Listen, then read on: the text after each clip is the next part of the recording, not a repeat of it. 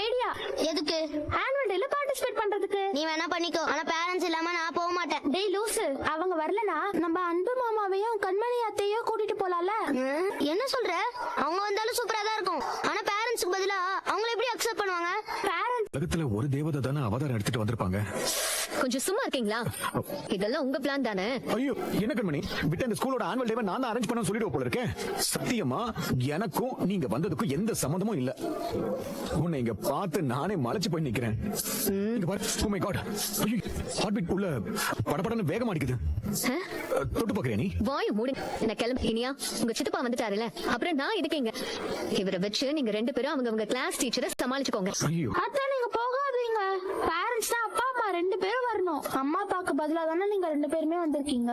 நீங்க தான் வருவீங்கன்னு சொல்லி நாங்க எங்க கிளாஸ் மிஸ் கிட்ட பெர்மிஷன்லாம் வாங்கிட்டோம் தெரியுமா? குழந்தைங்க தான் ஆசைப்படுறாங்களா கண்மணி, அவங்களுக்காவது ப்ளீஸ். நான் உங்க கிட்ட பேசல, குழந்தைங்க கிட்ட தான் பேசிட்டு இருக்கேன். நீங்க சும்மா இருங்க.